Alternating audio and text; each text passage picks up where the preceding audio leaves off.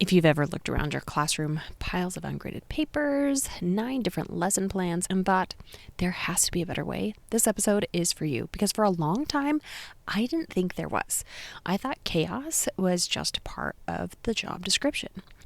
Today, I want to share with you what finally flipped the switch for me, not just emotionally, but practically. There was a moment when I realized I was spending more time surviving my job than actually teaching.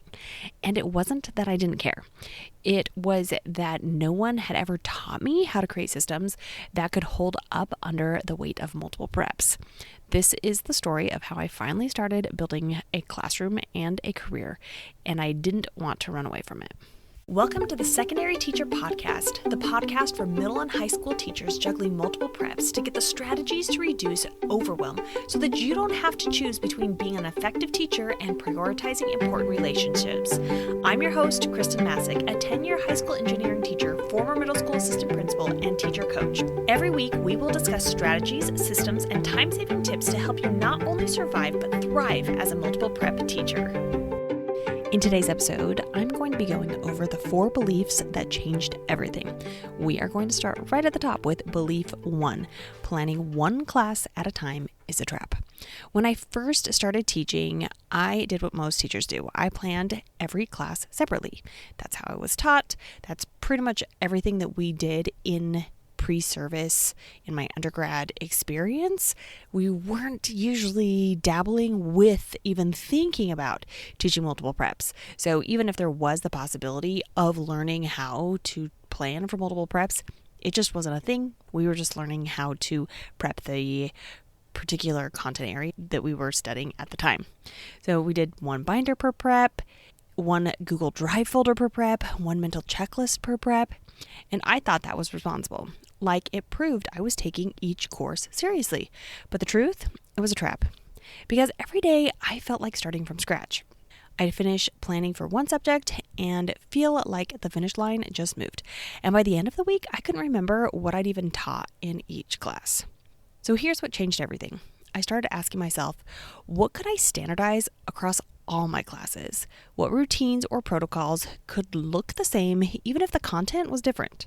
For example, I decided every class would start with the bell ringer, even if it was a different prompt, which doesn't seem like that's such a big deal. That might be something that is just generally accepted good teaching practice, but for some reason in my multi-prep teacher mind, it made it really hard to figure out how to do that.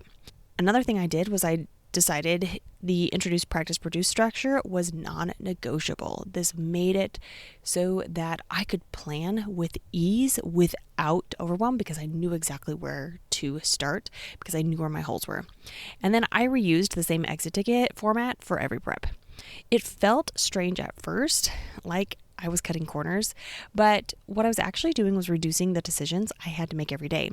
If you're still planning every prep in its own little silo, know that it's not your fault. That's what most of us were taught, but there's another way.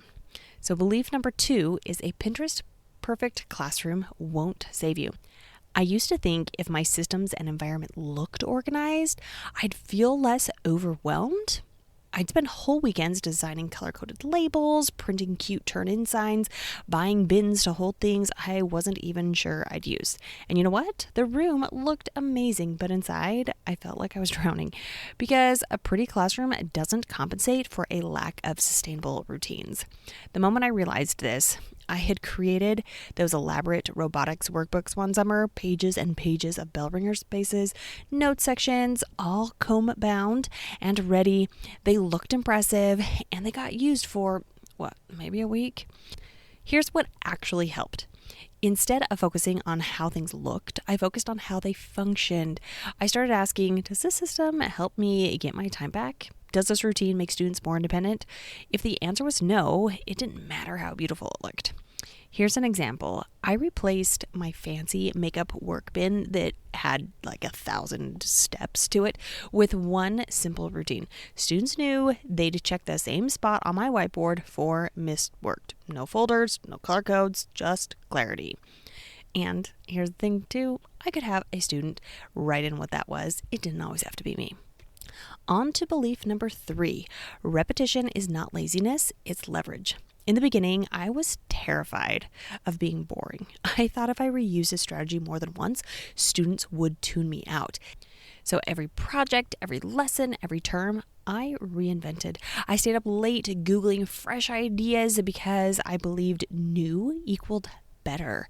I even had to try to figure out how to adapt what people were doing in other content areas to fit these new and innovative ideas that were trendy, but maybe didn't work for my students. So here's what I learned. Repetition isn't laziness. It's how you and your students get better. So this is how it looked in practice. I started reusing something called the gallery walk protocol for every project critique. It was something that my students, they learned how to do. They could do it really easily.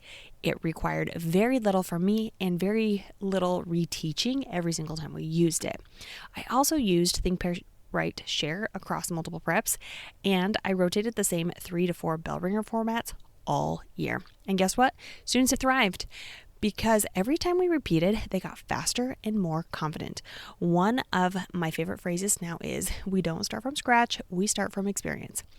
If you're exhausted from always trying to outdo yourself, please hear this. You have permission to do less and repeat more.